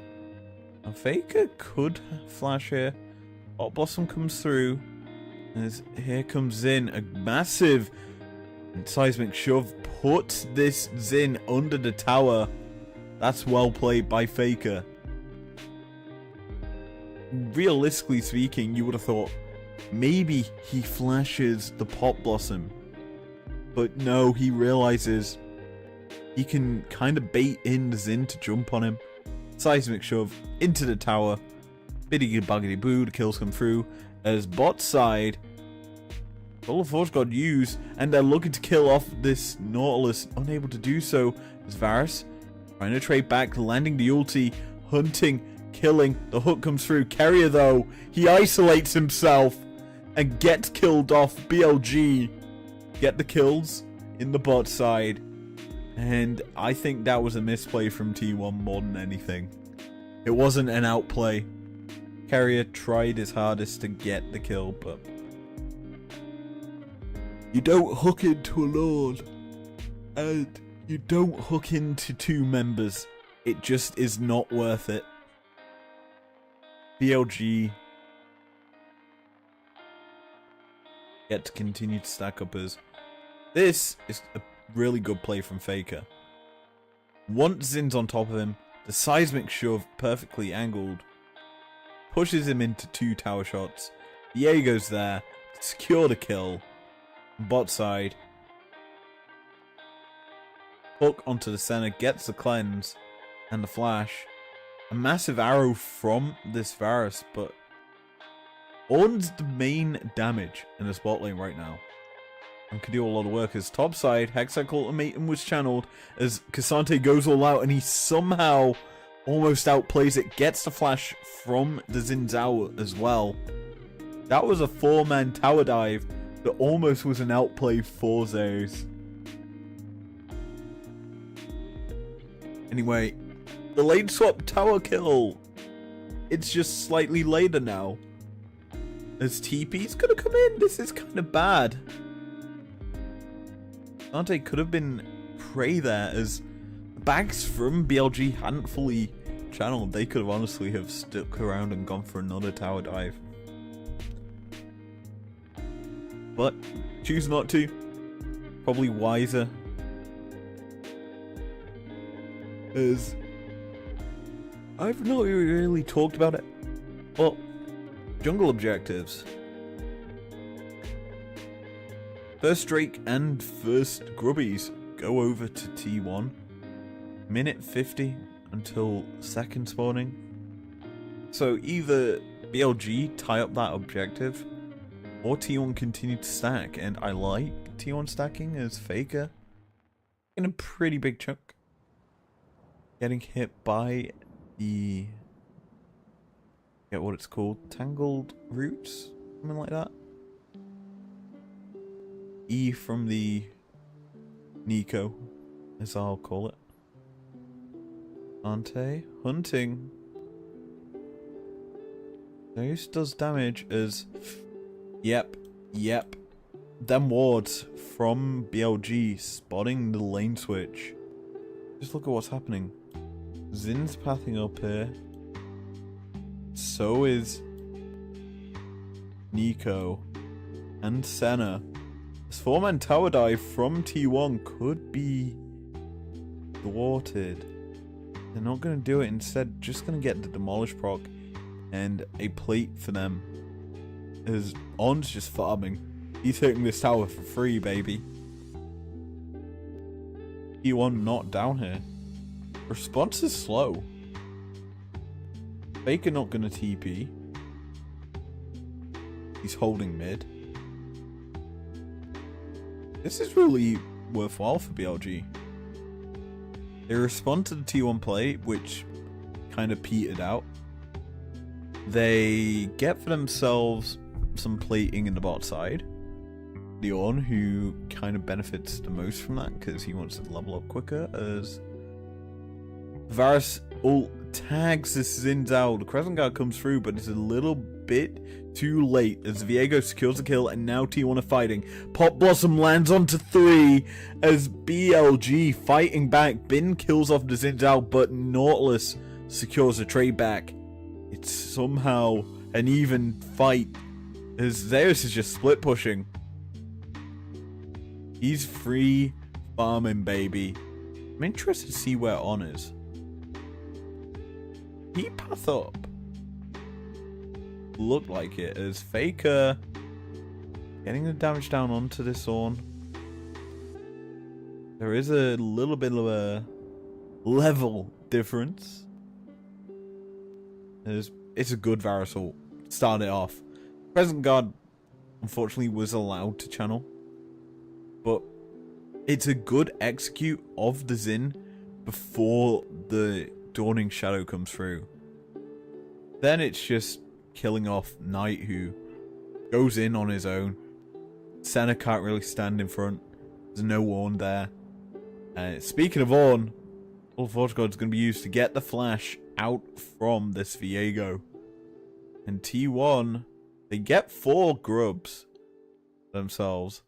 That's about it. Yuma's almost going to fire off an arrow and steal them. Does not do so. Instead, 4-2 in the grub trade. But with Drake spawning in 2 minutes, T1 could be in trouble as the TP is going to be used. It's going to be the Camille locking down this Varus. That's a good TP play from Bin. Sure to pick for the team, and fortunately for BLG, the wave's not in a good enough position to go for the tier 1. Instead, what they can do is invade into the jungle. Hunt for the camps. Only doing a good job clearing them out. But throat plate's fallen. It could get quite a bit of damage down to the tower. I'm just looking at that, by the way. 3-9. That's a pretty hefty amount of plates picked up by T1. And I mean, they did take a full tower on the bot side. As that was Zeus. Oh my days. Ornn stops the TP response as Zeus is forced to fight him. As in the top half of the fight, Camille's onto backline and executing off Faker. He's continuing to chase as he gets a double kill. Down goes Viego. No jungler, no fight for T1 as 3 members fall. On the bottom side though, they are able to get the kill onto Ornn. No, it's not good enough. T1 crumble, and good work by On to stop the TP out.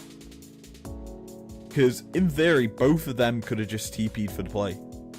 But instead, On forces Zeus into a situation he does not want to be in. And bot lane tier 2 falls. And it looks like On may fall again. But he will not, as he is 2 in the chase. Not going to be able to catch Zeus. And yeah. Like it or not, BLG execute a lot more cleanly than T1 here.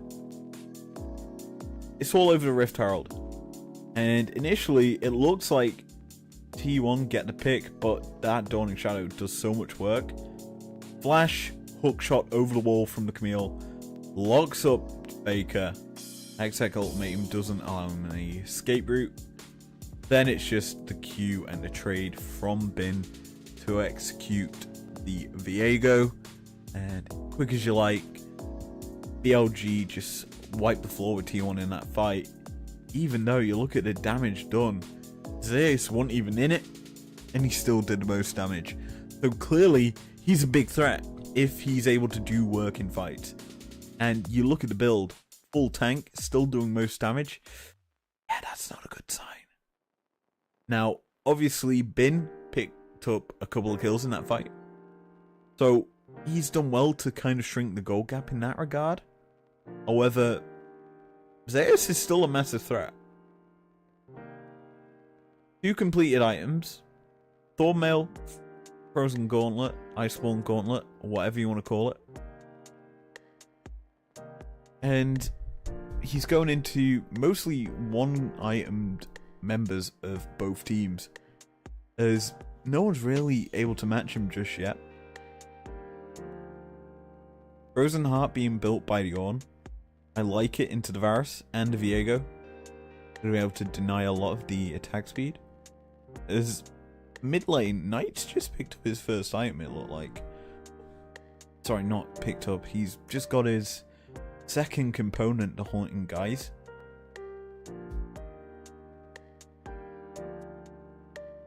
As T1, it intrigues me. BLG's work. You see the pick. They get onto Viego. The call of Portugal is going to be used as over the wall goes the Hexec ultimatum. Bin is unstoppable, and he's continued to make the plays. A massive bellows breath coming out from Yawn stops any continuation. The Pop Blossom only lands onto 2, but it does absolutely nothing in terms of locking up members. Even though Zeus gets killed off, I don't even know how Zeus got caught there. He channeled that W, and he looked to have almost got out, but unable to do so just yet. Instead, just BLG things is the answer. Gonna give as, yeah, backing on award. This guy, the killer. And bye-bye Viego as that Hexec ultimatum channel. Whee! Right over the wall. Timed perfectly with the art sticker. And it means that, oh, there's no escape.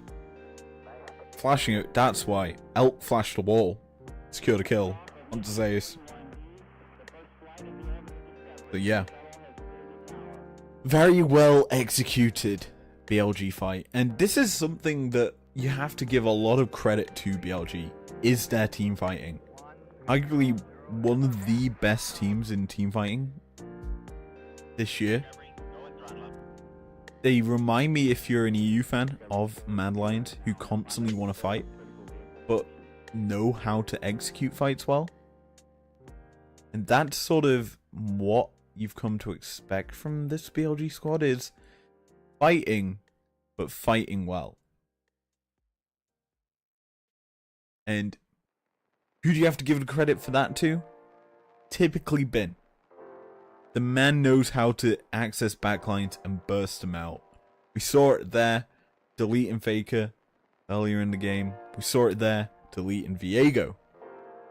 And yeah, it does a lot of work as Anna's just gonna delay the push of Harold. Not wanting to crash into the tower or ride the Harold to your demise. So just gonna pull it away. Basically for no reason other than, whoops, I misclicked and decided to ride it. But yeah. Top wave being pushed in favor of BLG.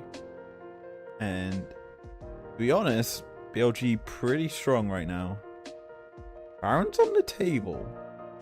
The reason I mentioned that is T1 are wary. Dropping in blue trinkets a bit. Expecting maybe a play for it. Because it's a T1 play. Rushing Baron. Not giving the opposition an opportunity to contest. But with Drake number 3 on the table in 20 seconds. Maybe we see the attention pan around to there.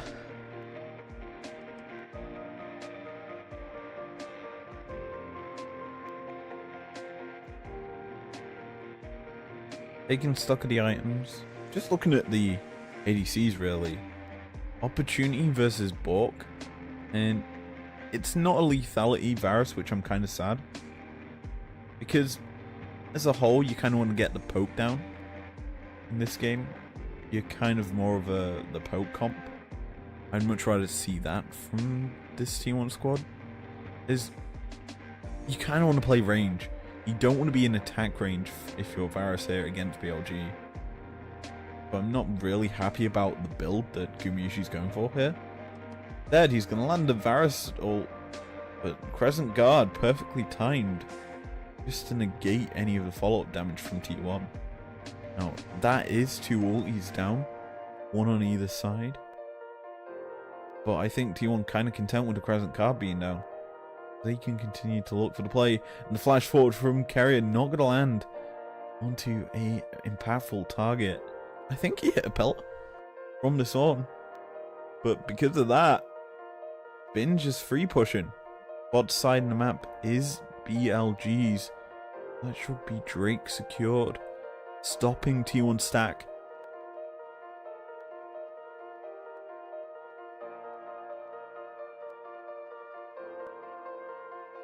BLG are in the driver's seat of this game, and I think we'll probably have to see a overcommit to an objective or a force to kind of cause this game to end. Because Seoul for BLG is legitimately 15 minutes away. T1 it's 10. And I think with how both teams are just trading objectives across the map, it's certainly going longer, this game. Compared to the others, it's not as scrappy as... That just benefits BLG. Senna gets more and more online. Already has a bounty on herself. Picks up the tunnel. So, presumably build an edge of night. So, she's going to be a little bit safer as this game goes on. Kind of like that for her. And yeah, that gold difference over time. You look at it. Games 1 and 2 done in 23 minutes. Games 3, 4, and 5 a lot longer. Carrier's Hex Flash over the wall. Unable to land the hook. E1. Getting, I wouldn't say agitated, but more so feeling the pressure, the urge to make a play has to happen. And they're unable to do so. As BLG just playing this slow and methodical pace that's just too hard to kind of deal with.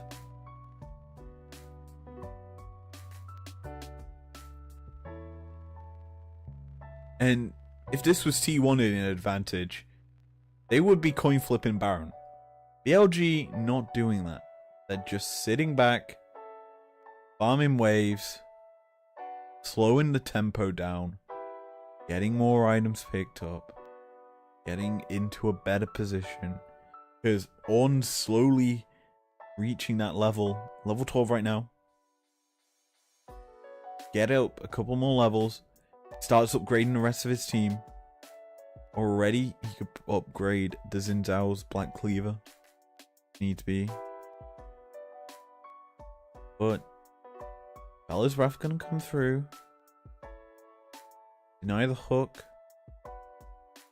And Faker. That's something we haven't seen. Weaver's Wall. Been utilized to get picks. Been utilized to trap BLG into bad situations. He hasn't been able to do so, as he's just been stuck there.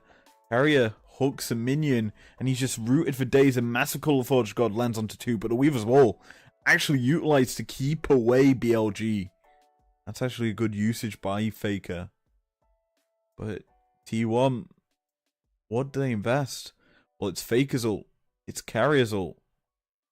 And BLG continuing to make plays that they look to have caught out Viego in the jungle. All out goes through, and it looks to be the Nico trapped under the tower. 1-for-1 trade, but the jungler is down. BLG walk over to the Baron. Try and force it. Don't think so as Faker somehow made his way to the bottom side. I'm interested to see how that entire sequence of events kicked off, because it looked like it came out of nowhere. And it certainly feels like a massive punish to T1 as Carrier could fall. He's knocked up into the air, taken low. The Ignite is ticking on him. The hook not going to be thrown out. Instead, T1 don't get anything. And yeah, let's watch. Oh, it's a Pot Blossom. Tagging the Viego. Flash couldn't come out too soon. And Ona just gets deleted to protect his carry more than anything. Then Zeus does the work needed for the team to isolate off Knight and get the kill for BLG. On BLG. As mid lane, the Call of Forge God gonna tag up, kill off Gumayushi. This is BLG turning up the tempo. Out of nowhere, they get the pick onto the ADC. And T1, how do they clear this wave? They're relying heavily on Faker to do so. Carrier stepping forward once more. Senna. 112 stacks. Again, to be an absolute menace. The BLG are relying on to do the damage into this late game.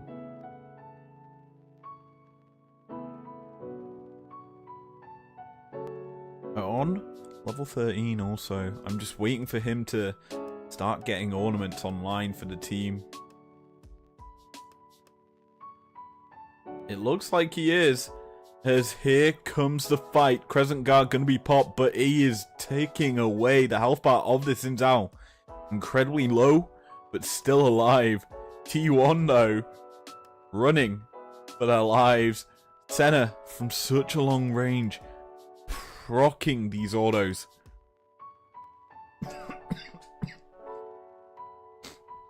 It looked like a pick could come through for T1, but does not. And as such, BLG just get away with everything. Bin still split pushing. Still has a few seconds till his TP's back up. Knight's TP'd in somewhere.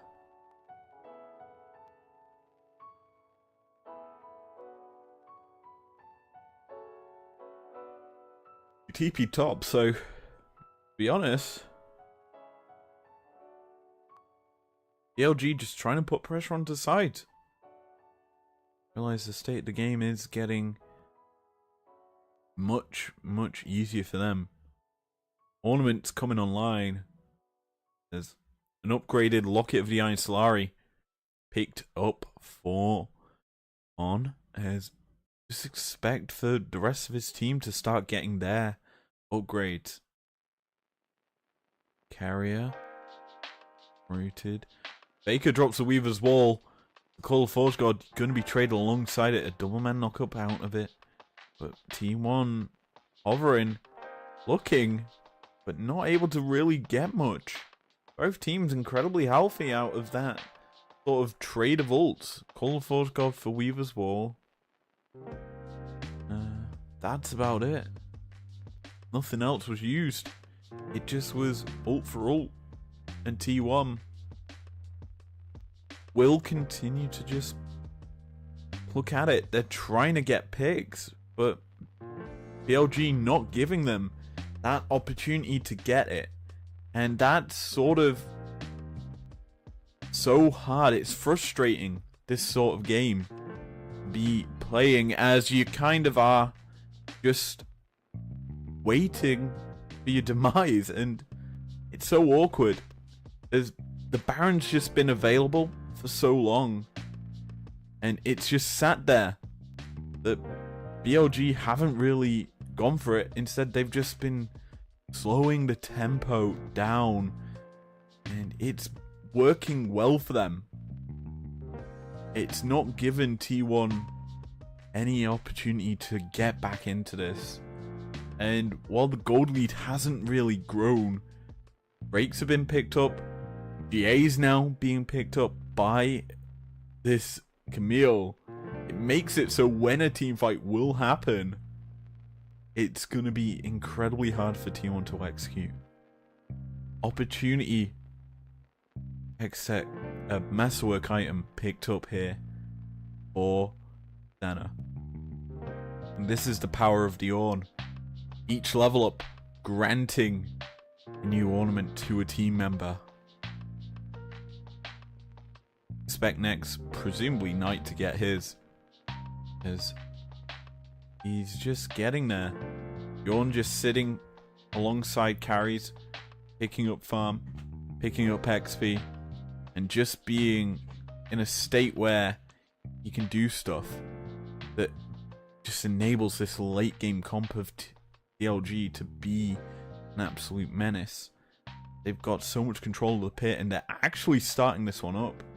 They finally think that they've got enough strength to kind of go for this objective.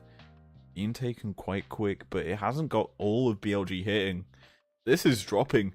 Keep your eyes on the Viego. The Call of Forge God gonna come through, and he is targeted. hit by Bin as a massive knockup from the Ornn's gonna land as Bin just deletes this Viego, not allowing him access to the pit as the Baron is secured. The Dawning Shadow is massive and Faker gets dropped. The Nautilus is next and all of BLG are standing as the GA keeps Bin alive. It's a Baron secured by BLG and possibly even more as Zeus gonna continue to chase but gets the TP out from Knight. But to be honest, BLG want to return to this because they're looking to siege into the base. The Nexus towers in their eyes as the tier 3 falls. The inhibitor falls. Game 5 is falling in favor of BLG. Zeus goes in. He's looking, but he's on his own as bye-bye Varus. Gumayushi falls to the Senna and Camille combo. And oh look, even the Cassante falls. A massive Pot Blossom ends the game in an ace for BLG as they take down the LCK second seed. This was such an explosive game in favor of... Not explosive. It's explosive when BLG understand their power. They waited and waited and waited. Ornaments came online. And that's when they knew, okay, T1 can't match our scaling. Let's end. Let's get the Baron. Bin man-marking Owner, not allowing him access to the pit. Not allowing a Heartsteel Smite combo. And just keeping BLG in essentially a very strong position. They secured the Baron, though they didn't really need it. They just needed the team fight to win the game. And with that, they round out their MSI semi-finals with a win. They head to the finals, which happened obviously today. We've already seen it. But yeah. Thank you very much for joining me tonight. Tomorrow, we've got BLG, Genji, the grand finals to break down. Looking forward to that one. I've watched parts of the game, didn't watch it all. And it looked good. But we'll obviously need to break it down by piece. See you guys tomorrow for that.